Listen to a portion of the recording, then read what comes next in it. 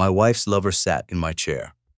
Then I found the DNA test my son had hidden. For 3 years, I found my wife's lover sitting in my chair on a Tuesday afternoon. Not in a motel, not in some restaurant across town, in my house, drinking from the crystal glass Celine bought me for my 50th birthday, with his shoes on my rug, and my son standing beside him, like he had been expecting me to knock. My wife was in the hallway, fixing the collar of her blouse. My son's Cassian looked at me and said, "Dad, don't make this ugly." That was when I knew 2 things. The man in my chair was not new, and my son had known exactly where he belonged. What I did not know yet was worse. That man had not come back to steal my wife. He had come back to collect the son I had raised for him, and my family had invited me home early so they could watch me prove I was too old to know the difference. His name was Ronan Voss. I knew that before anyone said it. Men like Ronan introduced themselves before they opened their mouths. Polished shoes, expensive watch, hands soft enough to make you wonder who had done the real work in his life. He sat in my leather chair as if it had been waiting for him. Maybe it had. My old dog, Bishop, was asleep by the fireplace. That was the first detail.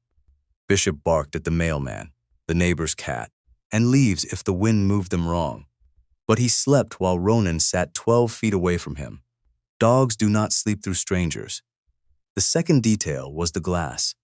Celine kept those crystal glasses in the upper cabinet. Nobody used them unless she decided the guest mattered. I did not reach for them without hearing her voice from somewhere in the house. The third detail was Cassian. He was not standing near his mother.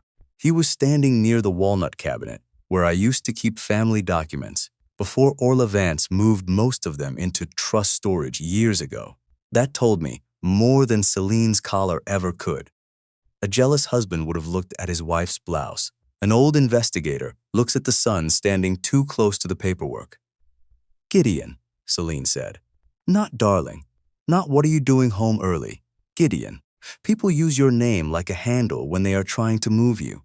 Ronan stood, slowly, calmly. "Mr. Vale," he said, extending his hand. "Ronan Voss.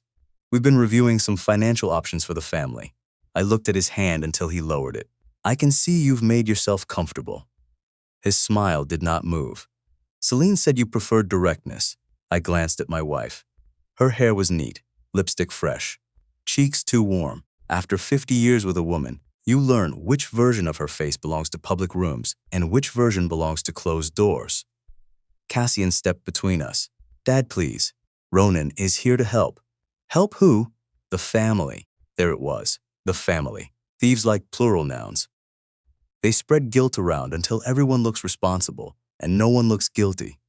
I leaned my cane against the table and removed my coat. Celine watched me too carefully. Cassian watched my hands. Ronan watched my eyes. 3 people watching different parts of the same old man. I almost smiled. Almost. "I came home early because Ren called me," I said. Cassian's jaw shifted. Small movement. Useful. My granddaughter Ren was 16, sharp-eyed, quiet when adults wanted her loud, and loud when adults needed her quiet. She had called, said, "Grandpa, are you home?" and hung up before I answered. Later, Ren told me she had seen Ronan's car in the drive and panicked before Cassian came down the hall. That was why the call ended before she could speak. It was still enough to get me in the car. Cassian recovered. She's been anxious lately. Children usually are when grown men start hiding things in plain sight. Celine flinched. Ronan did not. He was the dangerous one. A guilty person reacts to accusation. A professional waits to see how much you know. I looked at Celine. "How long?" Her face tightened. Cassian said, "Dad." I did not look at him. "How long has he been sitting in my chair?" Celine's eyes shone. Not with tears yet. She saved tears for rooms where they could buy her time. "It isn't what you think. It never is." Ronan's voice came soft, practiced. "Mr. Vale, I understand this appears uncomfortable." I turned to him. "You're drinking from my glass in my house while my wife fixes her blouse in the hall. If you can think of a comfortable version of that, Mr. Voss, I'd enjoy hearing it." Cassian stepped closer. "Dad, don't make this ugly." That sentence stayed in the room after he said it. Too quick, too prepared. A son who has just discovered his mother in a compromising situation asks questions. He gets angry. He looks confused. He looks wounded. Cassian looked inconvenienced. That was when the floor changed beneath me. I had not walked into a betrayal. I had interrupted a meeting. So I did what old men do best when everyone expects them to be loud. I became quiet. I let my shoulders fall. Let my face tighten with ordinary wounded pride. Let my voice get thin. Fine, I said. If the family needs protecting, protect it. Celine blinked. Cassian relaxed half an inch. Ronan tilted his head, studying me. He was less easy. Good. A man like Ronan should never relax too early. I need to lie down, I said. Celine moved toward me. Gideon. I lifted a hand. She stopped, not because she loved me, because she remembered I had once been hard enough to make rooms obey. That was one of my sins. I went upstairs slowly, not because I needed to, because people who think you are old will let you take your time. Time lets you look. In the hallway mirror, I saw Ronan sit back down before I turned the corner. In my chair. Again. That, more than anything, told me what kind of man he was. Not careless. Claiming. I did not go to bed. I went to my office. The drawer where I kept the spare house keys was not fully closed. The dust on the desk had been disturbed, and the small framed photograph of Maris had been moved 2 inches to the left. That made my hand stop. Maris, my first child, my little girl. 6 years old forever, a yellow dress, missing front tooth, hair flying across her face because she never stood still unless she was asleep. She had died 40 years earlier. A household accident. That was the phrase people used when they did not want to say. A child had gone where adults could not follow. I had carried that accident like a stone in my chest. That day, I had been working late. Celine had told me she was at the market when it happened. The sitter had left early. Maris had been alone for minutes that became forever. I spent 4 decades believing I should have been home. Beside Maris's photograph was a cracked clay pot from the greenhouse. I kept it there every winter when the cold got too hard. In it grew a stubborn rosemary plant, half dead and still fighting. Maris brought it home from school when she was 5. It's not a plant, Daddy, she had told me, both hands covered in dirt. It's a tree that hasn't decided yet. I never threw it away. A man can bury a child and still keep watering the wrong things. I put the photograph back exactly where it belonged. Then I opened the bottom drawer. The folder marked estate review was gone. That was not a husband's problem. That was war. I spent the next week acting like an old jealous fool. It was not difficult. People wanted me to be one. Celine wanted me hurt but manageable. Cassian wanted me emotional and distracted. Ronan wanted me proud enough to react, but not calm enough to investigate. So I gave them the man they ordered. I asked Celine if she loved him. I asked whether she had slept with him. I asked if he had touched her in my bed. I asked the ugly, obvious questions, the ones that made her cry, the ones that made Cassian sigh, the ones that made Ronan look patient. While they watched the jealous husband, I followed the paperwork.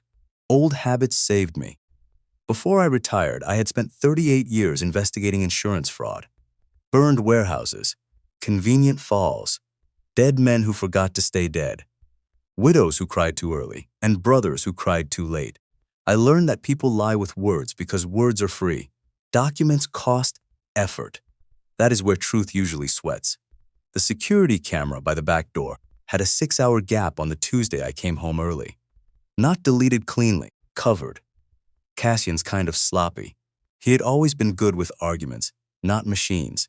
The wine cabinet had been opened twice that week. Celine only opened it for intimate guests or apologies.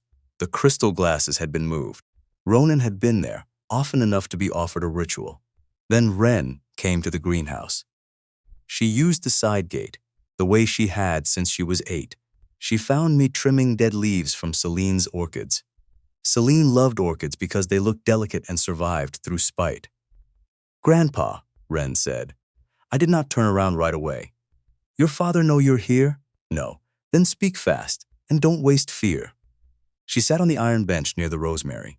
Wren had Cassian's face from some angles, but not his eyes. Her eyes were her own, gray, restless, always measuring exits. "I saw messages," she said. "Between your grandmother and Ronan?" She nodded. "How long ago?" 4 months, maybe 5. I cut a dead stem. And what did you do? I told Dad. The shear stopped. I looked at her. Ren swallowed. He didn't look surprised. He looked annoyed. There are sentences that confirm what you already know and still make you older. What did he say? He told me Grandma was lonely. He said you were old and proud, and if I loved you, I wouldn't humiliate you. He made me delete the screenshots. Did you? She lifted her chin. From my phone. Smart girl. A little light entered the greenhouse. But not from the cloud, I said. She shook her head. Good. Her eyes filled. I didn't know what to do. Nobody does the first time adults ask them to help bury something. I saw Dad meet Ronan later. In the parking lot by First Meridian Bank. They were arguing. About what? I couldn't hear. What did your father look like? She thought. Not angry. Scared. That was new. Cassian did not scare easily. Listen to me, I said. Do not confront your father. Do not mention Ronan. Do not tell your grandmother we spoke. If grown men start hiding doors, child, don't stand in the hallway. Ren nodded. Then she pulled a folded paper from her jacket. I printed one. A screenshot. Celine to Ronan. He suspects nothing. Cassian will handle the papers. I stared at that line for a long time. The affair was no longer the wound. It was anesthesia. They needed me hurt, distracted, and ashamed long enough to sign. That night I called Orla Vance. Orla was 70, small, sharp, and dressed like every room was a courtroom that had disappointed her. She had been my trust attorney for 22 years and never once pretended to like me. That made her ideal.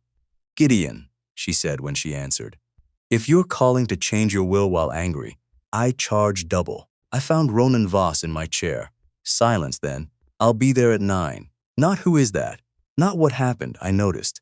The next morning, Orla arrived with 2 folders and the expression of a woman who had slept poorly because she knew something was alive in the walls. What do you know about him? I asked. She placed the first folder on my desk. Ronan Voss, financial consultant. No active license in 3 states where he appears to have advised elderly clients through private arrangements. Connected to 2 civil disputes involving widows, both settled quietly. One family alleged undue influence, estate manipulation, and trust depletion. Criminal? Not charged. That wasn't the question. Orla's mouth tightened. Criminal in everything but paperwork. I opened the folder. Ronan looked younger in the old photographs. Handsome. The kind of handsome that made people trust their own bad decisions. Then Orla placed the second folder down. This is why I came. It was thinner. Older. Inside were photocopies from a university alumni directory. Celine Ashford, Ronan Voss. Same year. Same society. Same charity photograph. Ronan's arm was not around Celine, but his body leaned toward her in that old familiar way people tell themselves cameras will not catch. How old? I asked. 48 years. My mouth went dry. Cassian was 46. I looked up. Orla did not soften her face. I appreciated that. Say it, I said. I don't know anything yet. You suspect? Yes.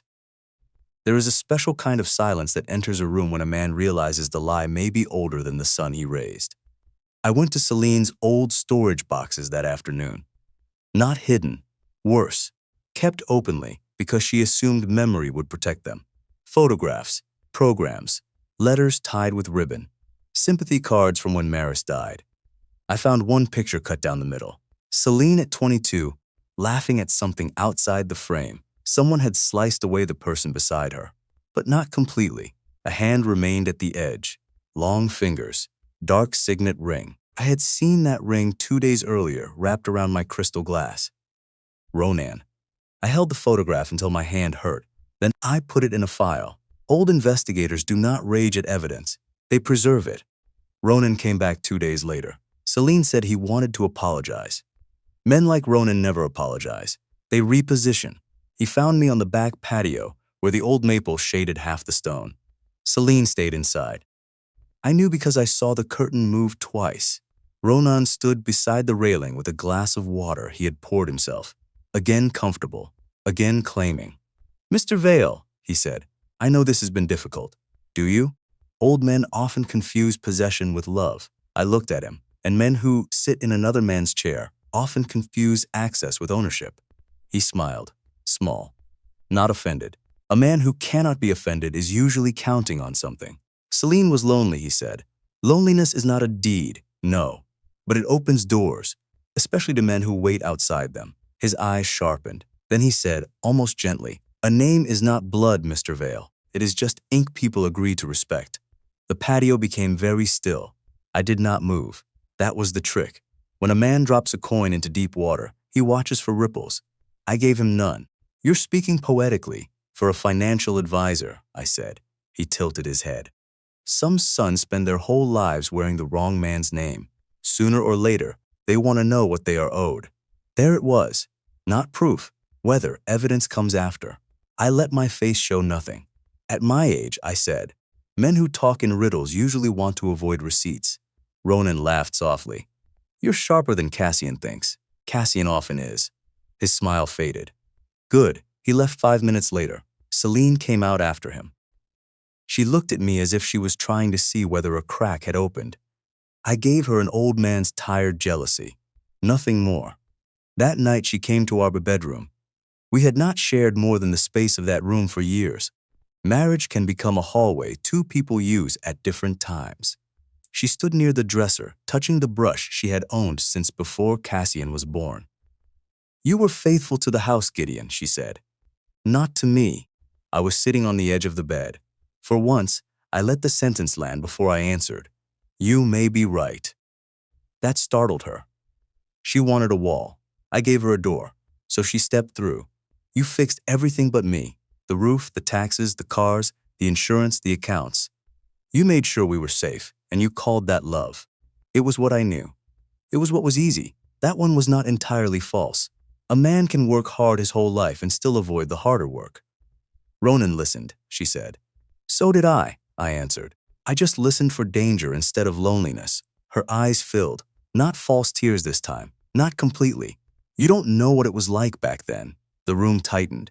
"Back when?" I asked. She froze. "Only for a second." "Enough. After Maris," she said quickly. "But too quickly." I nodded, as if I believed her. She left soon after. I sat in the dark beside the bed and looked at the shape of the rosemary pot on my desk across the hall. Back then, Ronan had given me a riddle. Celine had given me a date. Cassian gave me the rest sooner than he meant to. He came by with the first draft of what he called an estate harmony plan. Any document with harmony in the title should be treated like a man smiling with both hands behind his back. He sat across from me in my office and laid out the papers. "Dad, after what happened Tuesday, we need stability. We, you, Mom, Ren, all of us. Ronan too." His jaw flickered. "Ronan is qualified to advise on asset protection. I thought he was a family friend. He can be both. So can a rat. Doesn't make it useful." Cassian exhaled through his nose. "Dad, please, don't reduce this to jealousy." I leaned back. "There it is again. You keep trying to make this about my pride. Because you're acting like your pride is the only thing injured." I let that sit. He wanted me defensive. I gave him tired. "What does the plan do?" He relaxed. "Barely. It simplifies management if your health changes, protects Mom, reduces tax exposure, moves certain properties into a family structure. Who manages it? Initially you, then me as co-trustee, and Ronan, advisory capacity only, and Ren, she's provided for. That means no." His eyes cooled. "It means not directly yet. She's a child. She's 16, not furniture." Cassian closed the folder. "You're making this harder than it needs to be." "No," I said. "I'm reading." That he did not like. 2 days later, Dr. Price arrived for what Cassian called a wellness check. Dr. Price had been our family doctor for 15 years. Soft voice, clean hands, the kind of man who asked how you felt while already writing what he needed. Cassian sat in the corner. Not family, supervision. Dr. Price asked about my sleep. I told him I slept poorly because strangers kept using my chair. He wrote that down. He asked whether I felt unsafe in my home. I told him I felt unsafe around men who arrived with paperwork. He wrote that down too. He asked me the day of the week. I gave him yesterday. He asked me to remember 3 words. River, glass, apple. I repeated them wrong. Chair, blood, receipt. Cassian's face tightened. He thought I was failing. He did not understand I was editing. Then Dr. Price asked whether I believed my family was conspiring against me. I looked at him. Doctor, if a man finds a stranger drinking from his glass in his own house, is it paranoia to ask why his son is standing beside him? Dr. Price did not answer. Cassian did. It's paranoia when he keeps turning it into a conspiracy about money. There it was. Nobody had mentioned money. Not officially. I looked down at my hand so he would not see my eyes. That evening, I wrote the sentence down exactly. Then I saved the recording from the small device Orla had left behind the books on my shelf. Cassian had won his note. I had won his motive. I did not stop them from building the trap. I only moved the floorboards under it. The next piece came from Cassian's safe. Ren knew there was a floor safe behind a panel in his home office. She knew because her father trusted fear more than locks. He had opened it in front of her once to show where important things were kept if something happened. People love teaching children secrets and then acting surprised when children learn. Ren could not take anything. I told her not to. Instead, during a Sunday dinner, I asked Cassian for the old insurance appraisal on Celine's diamond brooch. I knew he had borrowed the original file for estate updates. He opened the safe in front of me. That was Cassian's problem. He thought I was looking at the folder he handed me. I was looking at everything behind it. A white envelope. Bright Path Genetics. Date printed in the corner. 3 years old. Cassian shut the safe too quickly. Now I knew where to send Orla's investigator. It took 8 days. A retired clerk, a subpoena threat, a favor I still had no right to ask for. Then the report was in my hand. Ronan Voss, biological father probability 99.98%. Gideon Vale excluded. A clean word. Sterile, as if 46 years of school fees, hospital nights, baseball games, mortgage payments, birthday cakes, arguments, pride, disappointment, and love could be reduced to a lab refusing my blood. I did not break because Cassian was not my son by blood. Blood is a small thing compared to staying. I broke because the test was 3 years old. For 3 years, Cassian had known. He had let me call him son. Let me help him through debt. Let me pay for Ren's school. Let me sit across holiday tables while he carried that paper like a loaded gun. He had not told me because truth would have cost him. My son had learned I was not his blood. Then he let me keep paying for the privilege of being his father. Blood did not make Cassian my son, but silence made him Ronan's. I did not confront him. I went to Maris, not in body, in memory. Because once you learn one lie is old, you start checking the dates of all the others. Maris died on a Thursday. I remembered that day too clearly. I had taken an extra job 2 counties over to investigate a warehouse fire. Celine said she had a market appointment. The sitter was supposed to stay until 4. Maris was supposed to nap. The sitter left early. Maris wandered into the greenhouse where the old stone step had cracked. A fall, a head injury, too long before anyone found her. For 40 years I had believed if I had come home earlier, my daughter might have lived. That guilt became furniture. You stop seeing it, but you arrange your whole life around it. Orla found the motel receipt. Not easily. Ronan had paid cash back then, but cash still leaves shadows. A ledger from a roadside motel that had since become a storage facility. 2 names written badly, 1 license plate. Celine's old blue Buick. The date matched. The time matched. Celine had not been at the market. She had been with Ronan. I sat in my car outside Orla's office holding the copy. I did not cry. Crying belongs to the part of you that still expects the world to change because you hurt. That part of me had died before Maris was buried. For 40 years, I had carried my daughter's coffin in my chest. That afternoon, I learned my wife had helped nail it shut. That was the night I stopped preparing for a confrontation. I started preparing for the morning after. Men like Cassian plan for the moment they win. Old men plan for the day the winners discover what winning cost them. I told Orla what I wanted. She did not smile. Orla rarely wasted muscle on comfort. That is not revenge, she said. No, that is architecture. Good, I said. Build it. I knew there would be no clean ending. Not after Ronan, not after Cassian, not after Celine, not after Maris, but there could be a complete one. 3 envelopes left Orla Vance's office before the anniversary dinner was ever served. One would make Cassian answer to the people. who decided whether a lawyer still deserved the public's trust. One would make Ronan answer to the offices that knew the difference between care and exploitation, and one would reach families who had once settled quietly because they thought shame was cheaper than war. Cassian thought the anniversary dinner would be the battlefield. It was only the room where I let him find out he had already lost. I went home and found Celine in the kitchen, arranging flowers, white lilies. She loved lilies for anniversaries. Our 50th was coming, or what everyone thought was our 50th. Gideon, she said carefully, Cassian and I want to host something small next week. For what? Our anniversary. I looked at the flowers. Who's invited? Family, a few friends, Dr. Price. Cassian thought it might be good for everyone to see we're still united. Everyone? She swallowed. Ronan will be there as advisor. Just briefly. There are some documents. Of course. Her hand trembled around a stem. I noticed. Then I did something that surprised even me. I touched her shoulder. She went still, not comforted, afraid. Another invoice. I'll be there, I said. Her eyes searched mine. She saw a husband too tired to fight. Good, let her. The next morning, I told Cassian I might sign. Not directly. Direct surrender would have made him cautious. I called him and said, maybe I'm tired of being the problem. Silence on his end. Then his voice softened. You're not the problem, Dad. Liars hate silence but love openings. I want Ronan's advisory role in writing, I said. Temporary, limited, clear. Of course. And I want to understand why Dr. Price has to be at the anniversary. Cassian paused.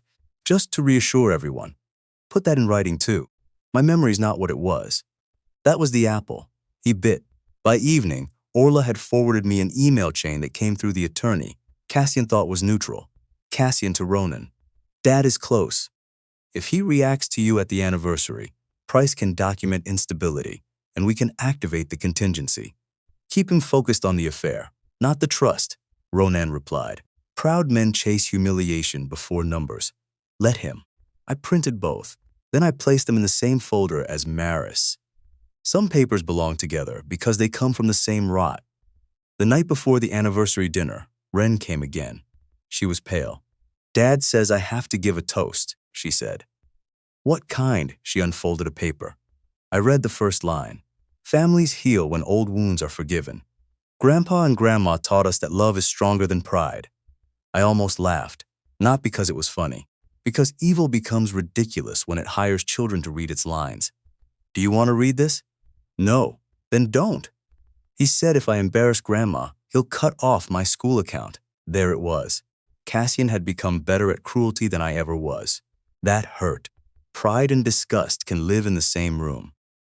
I opened my desk drawer and took out a small recorder. Put this under the sideboard before dinner. Her eyes widened. I can't. You can. What if Dad finds it? Then he finds it, and you say an old man asked you to record your toast because he forgets things. Make me the fool. It's a useful costume. She took it. Her fingers shook.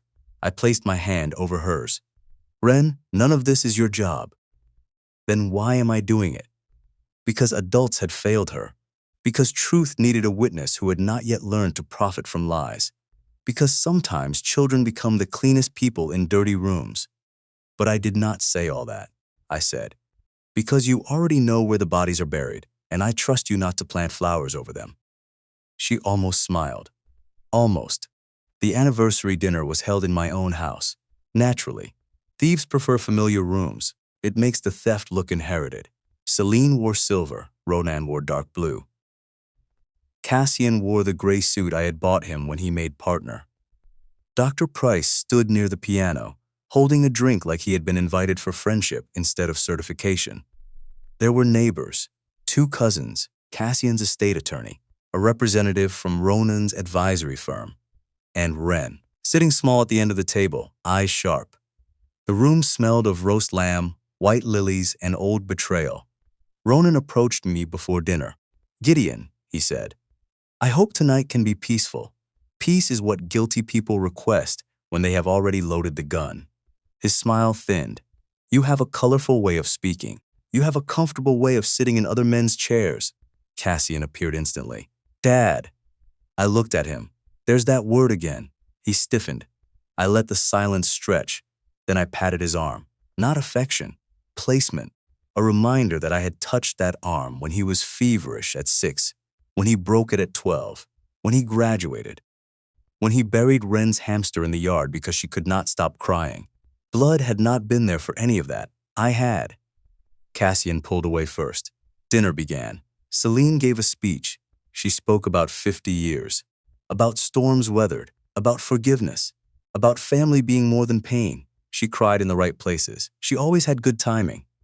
Then Ronan raised his glass. To enduring love, he said. I looked at the crystal in his hand. My glass again. Wren's eyes moved to me. I gave the slightest nod. She looked down. The recorder was under the sideboard. Cassian stood next. Tonight is about healing, he said. But healing requires responsibility. Dad has been under strain. Mom has been under strain. We have all seen some difficult behavior recently. There it was. Difficult behavior. The doorway to mental decline. Dr. Price looked solemn. Cassian's attorney opened a leather folder. Estate harmony plan. Then Cassian turned to Wren. Wren prepared something. The girl went still. Celine smiled through tears. Ronan watched her like a man watching a lock turn. Wren stood with the paper in her hand. Her voice was small. Families heal when old wounds are forgiven. Cassian nodded, encouraging. She swallowed. Grandpa and Grandma taught us that love is stronger than pride. She stopped. The silence stretched. Cassian's smile tightened. Go on, he said. Wren stared at the page. Her mouth trembled. I set down my fork. Let the child breathe, Cassian. You've used enough air in this house. The room went cold. Cassian's eyes moved to mine. Good. Look at me, not her. He placed a hand on the leather folder. Dad, this is exactly what we're trying to avoid. What? Turning every family moment into an attack. I wiped my mouth with a napkin. Before I sign anything, I have one question. Cassian relaxed. He thought negotiation had begun. Of course. I turned to Ronan. How long have you been sitting in my chair? Ronan smiled. I'm not sure I understand. No, but you will. Cassian's voice lowered. Dad, don't do this. I looked at him. You said that the first time because you already knew what this was. He went still. Orla Vance entered through the side door. Nobody had invited her. Except me. Behind her came a private investigator named Malcolm Reed, no relation to anything, just a mean coincidence, and a woman from County Elder Protection. Dr. Price set down his drink. Smart man. Too late. Orla placed her briefcase on the table. This will be tedious, she said, but fraud usually is. I loved her a little in that moment. She laid out the first document, security logs. Ronan entering my house 17 times in 6 months. 3 times while I was out of town. 5 times while Cassian was present. Then the screenshots. Celine to Ronan. He suspects nothing. Cassian will handle the papers. Then Cassian's email to the camera company, requesting system maintenance on dates when Ronan visited. Then Dr.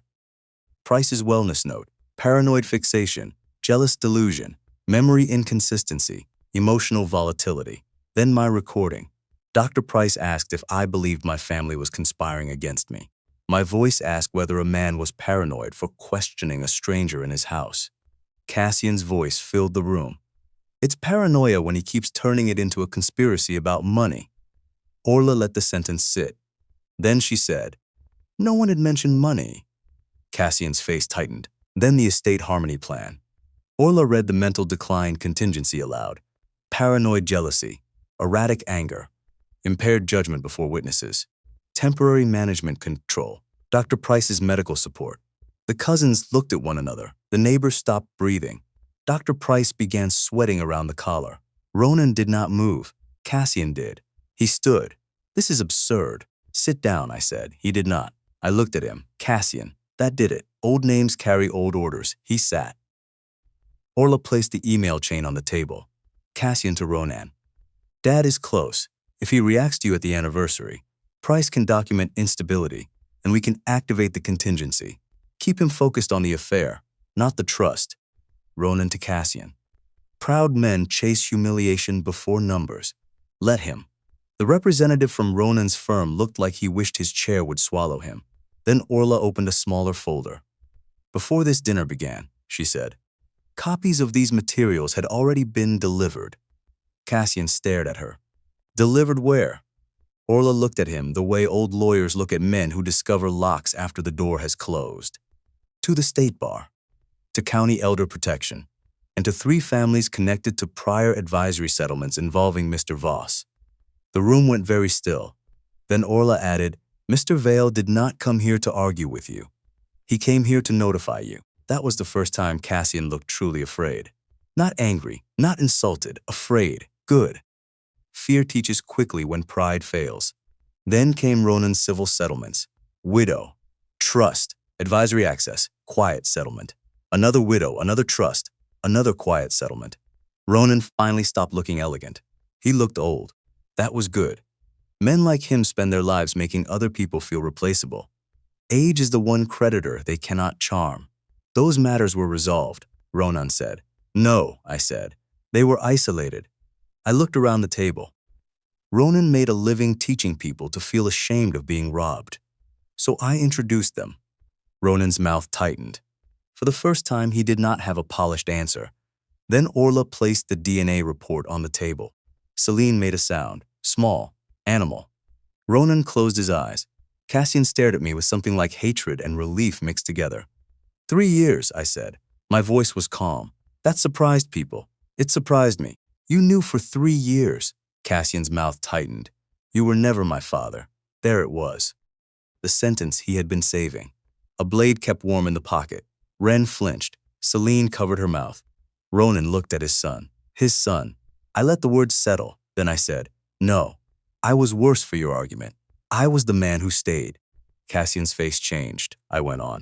I stayed for fevers, for school plays, for broken bones, for your first car, your first case, your divorce, your debts. I stayed while he disappeared into old photographs and motel ledgers. Ronan's jaw tightened. You don't know what you're talking about. I turned to him.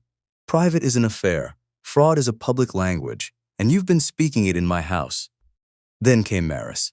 I did not want to do it in front of people. That is the truth. Even at that table, even with all the lies laid out, I almost left my dead daughter in the ground. But Celine had lived 40 years behind my guilt, and I was tired of guarding her door.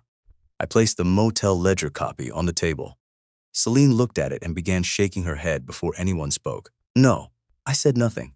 Orla said it for me. The date corresponds to the day Maris Vale died. A chair scraped. Someone whispered, oh my God. Celine stood too fast. No, that is not Gideon. No, it wasn't like that. I looked at her. That was all. She sat back down. I was going to come home, she said. There are sentences that should never be allowed to enter the world. That was one. I felt something inside me close, not break, close. For 40 years, I said, I believed my daughter died because I was not home. Celine sobbed once. I didn't know the sitter would leave. No, you only knew you had left first. Ronan said. This is cruel. I looked at him. You should know. You've made a career of it. Ren was crying silently now. That nearly stopped me. But lies do not become kinder because children are present. They become hereditary. And I was done passing them down. Cassian grabbed the edge of the table. You don't get to pretend you were a saint. You were cold. You controlled everything. You made this house impossible to breathe in. Yes, I said. He blinked. I turned to Ren first. Your father is right about that. The table went still. I was hard. Harder than a husband should be. Harder than a father should be. I thought providing was love. I thought silence was discipline. I thought money could stand in places where tenderness was required. Celine cried harder. I did not look at her. Loneliness explains why a person reaches for a door, I said. It does not excuse who they let walk through it. Then I looked at Cassian. And pain does not excuse turning your mother's affair into a financial strategy. Ren looked at her father. Did you know before Grandpa did? Cassian said nothing. That silence did what no DNA test could. It made him small. Orla slid a different document toward me. The one we had prepared. Fraud contingency. Trust protection. Removal of Cassian Vale as successor trustee and beneficiary pending investigation for coercion, concealment, and attempted exploitation. I signed it with my own pen. Not the silver one Cassian admired. That pen stayed in my pocket. The room watched the signature. It was the first honest thing anyone had asked me to sign in months. Cassian stared at the paper. You can't do this. I capped the pen. I raised a lawyer. I know exactly what I can do. It would take court filings to make the removal permanent. But the emergency protection clause froze Cassian's hands that night. Ronan stood. The elder protection officer stepped closer. Mr. Voss, I'd advise staying until we finish taking statements. He smiled at her. It almost worked. Almost. Then Wren spoke. Don't sit in his chair again. Ronan looked at her. For the first time, he had no line prepared. That was when I knew the night was over. Not legally, not cleanly, but spiritually. Every con dies twice. Once when the money stops. Once when the room stops believing. What followed took months. Real consequences arrive wearing cheap shoes, depositions, court filings, bank reviews, doctor statements, settlement demands. Whispered questions from people who used to admire Celine's charity work and Cassian's career. But this time, the whispers had paperwork behind them. Cassian's firm removed his photograph from the website before the disciplinary board even finished reading. By the end of the week, his name was gone from the glass door. That door mattered to him. I knew because I had stood beside him the day the partners added it. He had touched the letters with 2 fingers, pretending not to be proud. I did not take my son's money first. I took his name off the door. Money can be rebuilt. A lawyer's reputation bleeds in public. The State Bar opened a formal review. Clients withdrew files. One woman whose estate Cassian had drafted called Orla in tears, asking whether her own children were safe from the documents he had prepared.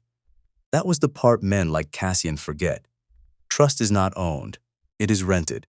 And one public lie raises the rent forever. Dr. Price lost the power to nod my sanity away. His note went under review, and so did every convenient diagnosis he had written for families who needed an old person moved out of the way. Roan's advisory firm folded into itself like wet paper once investigators opened old files. 2 families came forward, then 3. Then a son from Oregon called Orla and said his mother had died, believing she had simply made bad choices with money. No, Ronan had made the choices smaller until she could not see them. The settlements that once kept people quiet became a map, a pattern, a language. Ronan had taught them shame. I gave them each other. His accounts were frozen pending litigation. His firm's license review began. The man who had spent his life entering rooms as an advisor started leaving buildings through side doors with cameras waiting at the curb. Celine did not escape cleanly either. She had survived for years by being pitied, the lonely wife, the elegant hostess, the woman who gave speeches at charity luncheons about family, healing, and resilience. I did not take her money first. I took away the story that made people pity her, not through gossip, through documents. The charity board removed her name from the spring gala. The women who once kissed her cheek at fundraisers began finding reasons to look into their purses when she entered rooms. The church committee postponed her invitation to speak on grief after someone asked why the date of Maris's death appeared in a motel ledger. That was the wound Celine could not dress. She could survive being called unfaithful. People forgive passion when it wears enough perfume. But she could not survive being seen as the woman who left a child waiting. Celine moved out 2 weeks after the anniversary dinner. She did not take the crystal glasses. I noticed. She asked to see me once before the divorce papers were filed. We met on the back patio, not inside. I no longer trusted rooms with her in them. She looked smaller without the house around her. I was lonely, she said. I believe you. That surprised her. Maybe she wanted denial. Denial would have let her become tragic. I had no interest in making her beautiful. I was lonely too, I said. I just didn't invite a stranger to raise another man's son in my house. Her face collapsed. Cassian is still yours in the ways that matter. No, I said. He was. Then he chose what mattered to him. She looked toward the greenhouse. Maris, don't. I loved her. I know. That was the worst part. People think betrayal requires absence of love. It does not. Love and cowardice can share a bed for years. I didn't know she would die, Celine whispered. No, you only knew you were lying before she did. Loneliness was real, I told her. So was the child who waited for you. She covered her mouth. I stood. I will not spend what remains of my life arguing with your guilt. Take it with you or leave it on the porch. I'm not carrying it anymore. Cassian came 3 days later. He looked tired, not broken. Men like Cassian do not break at once. They leak. He stood in my office doorway. The same office where he used to come as a boy, asking for help with homework. The same office where I taught him how to read contracts, how to spot weak clauses, how to never sign under pressure. Some lessons mature into weapons. I'm still your son, he said. I looked at him for a long time. I wanted to believe that. A father's love is not a switch. It is an old house. Even after it burns, you know where every room used to be. No, I said finally. You are the man who watched another man sit in my chair and called it strategy. His face hardened. There it is. What? The coldness. No, I said. That was the mercy. The coldness would be telling you, I'm relieved we don't share blood. He flinched. I regretted it. Not enough to take it back. You hated me, I said. I feared you. Both can be true. You made me want a different father. And when you found one, you sold the one who stayed. His eyes shone then. Anger. Maybe grief. Maybe nothing honest enough to name. Ronan understood me. Ronan used you. So did you. There it was, the part that would follow me. Because he was not entirely wrong. I had used obedience and called it respect. Used silence and called it peace. Used money and called it love. But I had not used his blood against him. I had not used Ren. I had not used Maris. I failed you, I said. Cassian went still. But you betrayed me. The difference stood between us, thin as paper, sharp as glass. You were my son every day I stayed, I said. You stopped being my son the day you turned that into leverage. He looked at me as if I had struck him. Maybe I had, not with a hand, with the only thing he still wanted from me, a door. I did not open it. He left without saying goodbye. Ren stayed away for 19 days. I counted. Old men count what hurts when there is no one left to ask them how they slept. When she finally came, I was in the greenhouse. Celine's orchids were dying. I had overwatered them. That seemed fair. Ren stood at the door with her hands in the sleeves of her sweatshirt. Are you keeping the house? She asked. No. She nodded like she expected that. Why? Because houses can hold lies in the walls. You start hearing them at night. What about the greenhouse? I'll take one plant. Which one? I looked around. Not the orchids. Not Celine's flowers. In the corner was the cracked clay pot with Maris's rosemary. Somehow, through neglect, winter, and 30 kinds of family failure, it still lived. That one, I said. Ren came closer. Did Grandma kill Maris? Children ask clean questions because they do not yet know adults prefer fog. No, I said. She waited.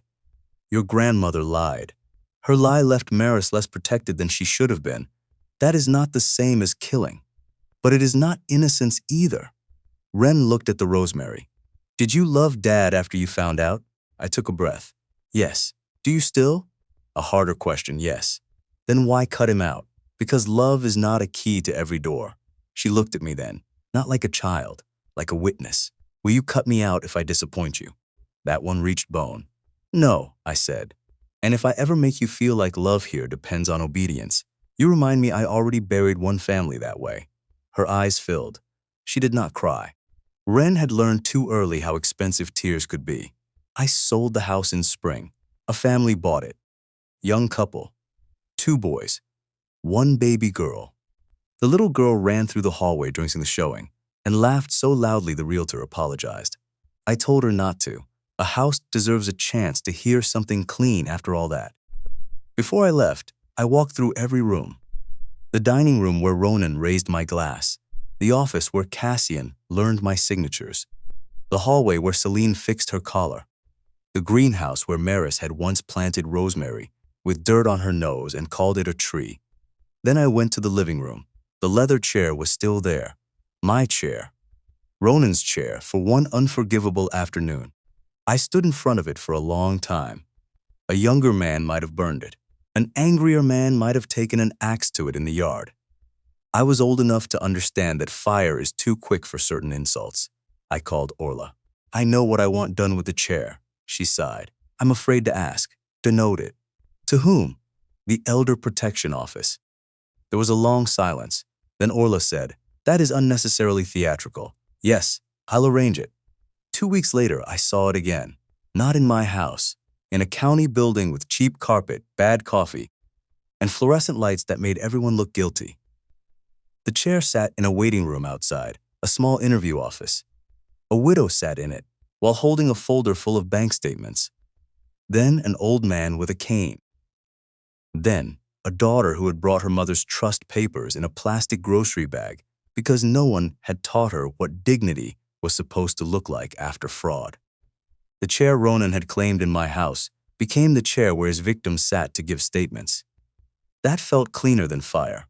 Some men keep trophies. I prefer evidence with a new purpose. My final stop was the cemetery. Maris was under a maple tree near the older section, where the stones leaned a little and the grass grew uneven, no matter how often the groundskeepers came. I brought the rosemary pot, set it beside her marker. For 40 years, I had apologized for not being home. That day, I apologized for believing the wrong story. "I'm sorry, little bird," I said. That was what I had called her, little bird. Because she never walked when she could skip. The wind moved through the maple leaves. I stayed until my knees hurt, then longer. When I got back to the car, Wren was waiting. She had asked to come, then changed her mind, then come anyway. That is what truth does.